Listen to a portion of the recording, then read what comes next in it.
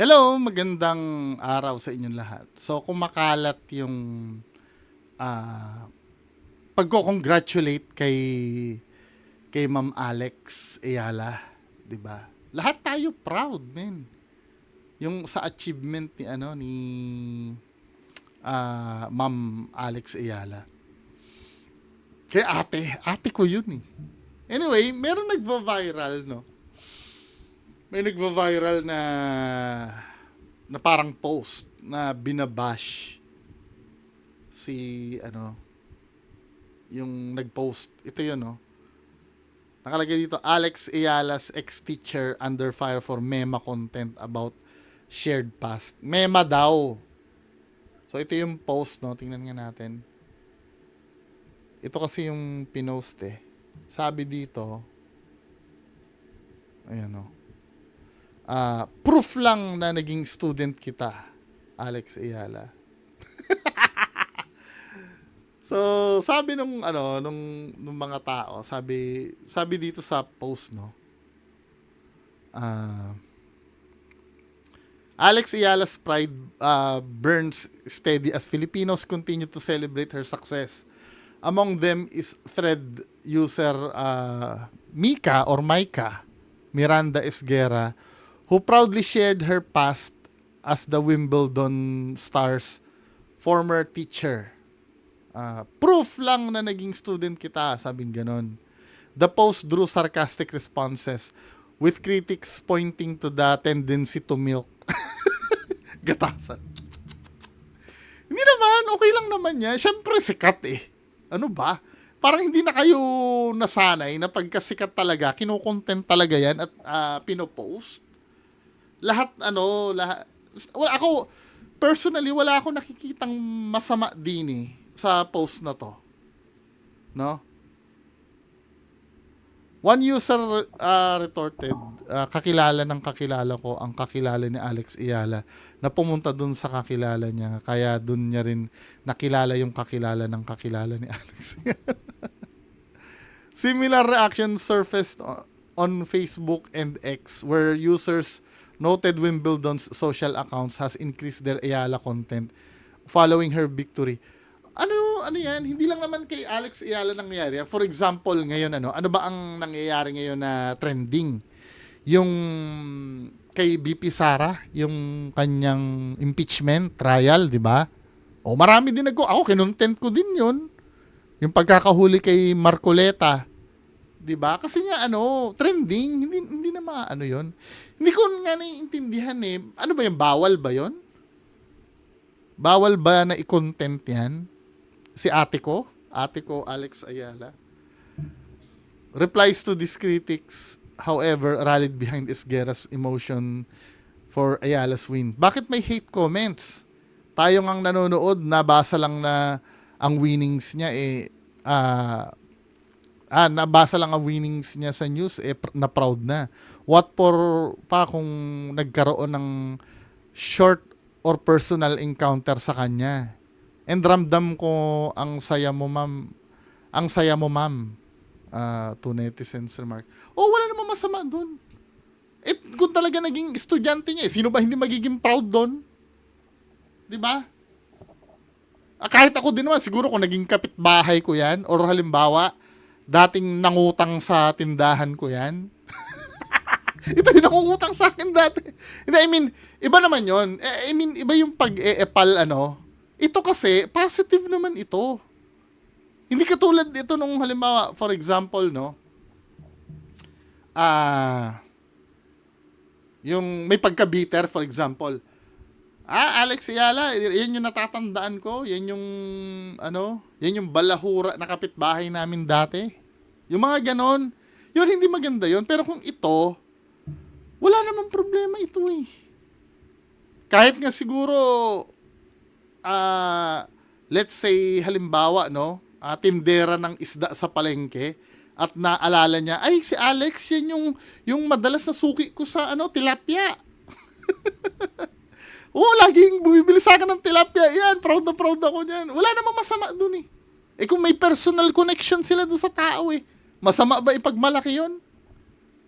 'Di ba? Kahit sino naman, lalo na kung naging estudyante mo 'yan, 'di ba? Isa ka sa naging bahagi na na humubog diyan kay Ate Alex. 'Di ba? Hindi ito may karapatan naman siya. Kasi hindi naman siya iba eh. I mean, hindi naman siya yung epal lang, yung katulad, may mga nakikita ako yung mga politiko na yung nilalagay pa yung picture tapos binabati si Alex Ayala, 'di ba? Yung for example, si congressman ganito, may malaking picture ni congressman. Pero yung katulad kila Bam Aquino, kila Mig Subiri na yung post nila na congratulations sa picture lang ni Alex Ayala, okay lang yun. Pero may mga politiko talaga na na yung epal talaga. Mag-search kayo sa FB. May nakita ako doon, I think mayor yata yon. Mayor yun eh, parang nirepost yung niya na mas malaki pa yung ulo niya kaysa kay Alex, di ba? Pero ito, wala akong nakikitang problema dito. Actually, nangyari na nga rin sa akin yan eh. Hindi ko nasasabihin merong isang sikat na banda, yung vocalist ay pinsan ko pala. Grabing pagmamayabang ko nun sa mga classmate ko. Kasi ito kasi nangyari, no. Nababalitaan ko noon, meron talaga akong pinsan na kumakanta. Kumakanta talaga yung pinsan ko, nababalitaan ko yun. Pero ang pagkakaalam ko, sa father side to ha, ang pagkakaalam ko, itong pinsan ko na to ay yung kumakanta lang yung sa mga bar-bar. Hindi ko siya inaasahan na talagang yung pang mainstream. Kasi may mga magagaling namang kumanta na na hindi ko siya close eh. Pero naririnig ko na yung pinsan, yung anak ni tita ganito, hindi ko na may mention ng name, anak siya ni tita ganito, na magaling naman daw talagang kumanta. Pero hindi ko siya inaakala kasi hindi naman ako interesado. 'Di ba? Nung sometimes, nag-reunion kami, tapos nagtataka ako, bakit may tarpaulin? May tarpaulin na ito. Kilala ko to. Vocalist ito ng bandang ganito Sabi kong ganun Tapos, siya yung anak ni tita mo. Siya ba yun? Kasi ang alam ko, parang yun dati. I don't know if mekaniko ba or technician siya sa Toyota. Toyota Cubao. Yun ang pagkakaalam ko. Tapos parang hobby niya lang yung kumanta. Hindi ko alam na siya pala yun. Nung nalaman ko na abay, pag-uwi ko at pagpasok ko sa school, talagang dinaldal ko na ng dinaldal. Panay pakita na ako ng picture. Uy, pinsan ko si ganyan-ganyan. Hindi mawawala kasi yun eh. Kasi yun, parang isa yun sa pwede mong ipagmalaki talaga. Tsaka positive naman yun. Hindi naman hindi naman to yung mema, hindi naman ito yung ganun eh. Malaking part kasi din naman ng paglaki ni Alex Ayala ang maging teacher. Ang maging teacher ka. Kaya okay lang yan. Kahit nga maging kaibigan mo lang yan eh. Or maging kaklase mo yan eh. Hindi ko alam bakit nagkakaroon ng hate to. Ano ba, naiinggit lang ba kayo dahil may personal connection siya kay Alex Ayala? Hindi naman. Meron ako nakita isang post dito. Ito yung talagang epal. Ito yung nakikita ko talagang epal. Saan ba yun? Natawa din ako dito eh. Ito Ito naman, isang post ito. Yung bigla may nag-comment. Yung parang survey, diploma o diskarte. Siguro nakapagsalita yung sabing ganun dito. Itong Ma'am AD. Hi, this is Miss AD, your PNLE, Philippine Nursing Licensure Exam yata to, PNLE May 2025 top notcher. I hope life will be kinder to you soon. I'm giving you my top notcher dust. Padayon and congratulations. Ito, malayo naman ito dun sa nauna. Ito, medyo may pagka-epal talaga to. Ito, opinion ko lang naman. Ano. Ngayon, kung sa inyo, okay lang to, di ba? Kayo. Pero tingin ko, may pagka-epal talaga to. Yung parang, hi, this is Miss AD, your PNLE May 2025 top notcher. I hope life will be kinder to you soon. I'm giving you my top notcher dust. Padayon and congratulations. Ako, kung halimbawa, kung hindi naman masama yung mag-wish ka ng luck 'di ba? Lalo na kung may mabuti kang puso. Na sana makapasa ka. Wala namang problema 'yun or maging successful ka sa buhay mo. Pero yung kailangan pa bang iangat yung sarili mo na ikaw yung top notcher, men? Parang kailangan, para bang ang gusto mo bang maramdaman nung sinabihan mo ng ganyan? Ay, binati ako ng top notcher ng yun ba yung gusto mo? Kasi pwede mo naman sabihin yan, men, na itong part na to, hi, I hope life will be kinder to you soon. Diba? Padayon and congratulations. Hindi na yung ganito, men. Diba? Hindi naman bawal ito, pero syempre, yung dating kasi, parang ganito yan, magko-comment ako dito.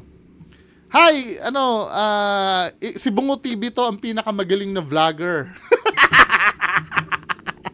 Pinakamagaling na vlogger. Binabati kita, 'di ba? Binabahagian kita ng kagalingan ko na para swertehin ka. 'Di ba, men? Pangit. Kahit iisipin ko pa nga lang yung ganun parang, hindi, sabihin naman natin kasi yung sa akin, parang claim yun Hindi, ano ba yung achievement ko? Sige, ito na lang. Kasi hindi naman sa pagmamayabang, isa ako, naging top 1 ako sa Ace Hardware nun sa growth sa buong Pilipinas. Oo, talagang feeling ko hindi kayo naniniwala. Hindi, totoo. Parang sa FLM na, oo. Hindi, totoo yun. Kahit tamo, nahihiya ako Hindi kasi ako confident na ipagmalaki yung ganun. Pero, there was a time na naging top 1 ako na store manager ng Ace Hardware. Ayaw ko na sabihin ko anong year. Diba? Baka malaman nyo kung gaano ako kabata. Actually, nitong lang yun, nitong 2025. Joke lang. Hindi, ganito kasi, kung halimbawa, achievement ko, legitimate achievement ko yun, kasi nag-train na din ako ng mga ibang managers at para kasing, alam mo yung parang anjahin nun, yung may baguhan na magpo-post, tapos biglang, out of nowhere, biglang magko-comment ako na, hi, this is Bungo, yung number 1 na manager sa buong Philippines. Nandito ako para bigyan kita ng number 1 manager dust at maging successful yung store mo. Parang nakakajahim yun Di ba? Parang kasi sinasabi ko, oy, kilalanin mo ako na magaling ako. Well, yun ay pananaw ko lamang. Ha? Ibang-iba ito doon sa pagmamalaki nung kay Ma'am Alex Ayala. Ito, for me, pure epal ito. For me. No? Ito talaga yung mema. Ibang-iba ito dito sa... Saan ba yun? Ibang-iba ito dito. Ito, legitimate, na proud to wala namang iniangat sa sarili itong itong nag-post. Well, sinabi niya teacher siya, Pero hindi niya naman sinabi na ako yung pinakamagaling na teacher nito. 'Di ba? Parang pinapaalam niya lang na naging part si Alex ng buhay niya na nakaka-proud. Wala akong nakikitang issue dito. Pero kayo, may nakikita ba kayong issue dyan?